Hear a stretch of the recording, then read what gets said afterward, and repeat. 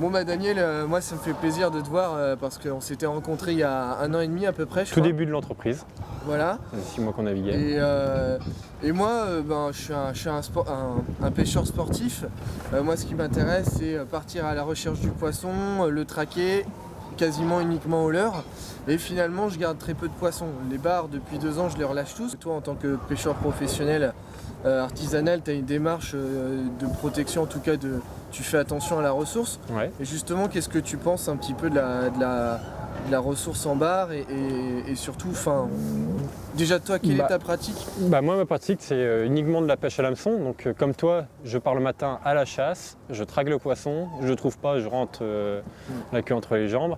Si je le trouve vraiment, on pêche bien. Après, j'ai plus tendance à aller chercher le merlan, le lu jaune, le Saint-Pierre, qui sont des poissons qui sont exceptionnels en goût et en saveur. Quand on me demande qu'est-ce que je pense de la mer, moi je la compare à un être humain.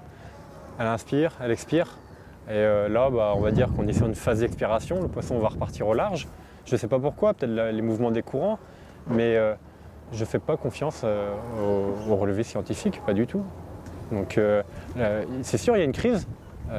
Nous-mêmes, on en pêche de moins en moins, mais tu regardes les apports qui ont diminué sur tous les ports en France, et on a réussi à augmenter nos qualités tous. Donc, au final... donc toi, le chemin à prendre par rapport à cette crise, c'est plus celle d'une vraie filière qualité. Il est grand temps, hein.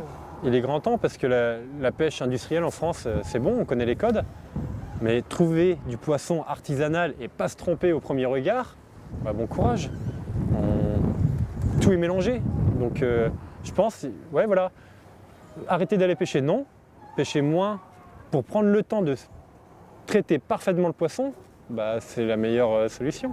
Du coup, tu as vu que cet hiver, il y avait de plus en plus de gens qui étaient actifs, qui militaient pour la défense du bar. Toi, en tant que pêcheur professionnel, comment tu regardes un petit peu ces actions?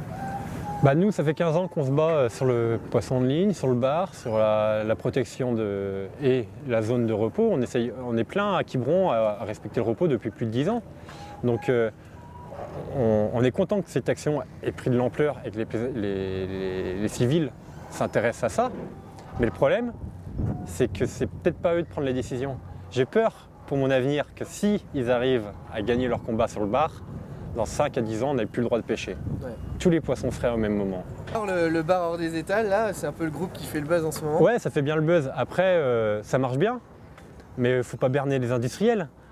Vos bars, ils partent ailleurs. Ils sont toujours pêchés et ils vont aller les mettre ailleurs. Donc, moi, je pense, le bar hors des étals, non. Il y a d'autres personnes à attaquer.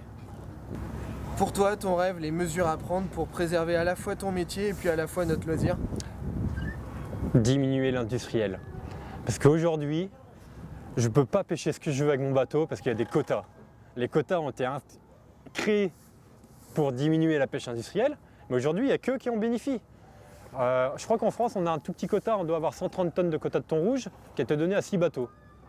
Donc il y a des pêcheurs artisans comme moi. Sur le littoral, on est 50 à vouloir faire le thon rouge. Et on aurait pu faire des vrais beaux thons rouges, comme tu as vu mes bars cet été, ou mes lieux jaunes hier. Mais non, on fait des quotas pour la pêche industrielle et c'est eux qui en bénéficient. Donc au final, comment pérenniser mon avenir? Je pense que l'organisme de producteurs, c'est le pire truc. C'est ça qui a détruit la ressource d'anchois, c'est ça qui a détruit la ressource de thon, c'est ça qui détruit le bar et c'est ça qui va finir de détruire le bar. Parce que c'est eux qui décident. Si les pélagiques, ils peuvent aller à 10 bateaux sur le thon ou le bar, c'est parce qu'on leur donne les licences de pêche.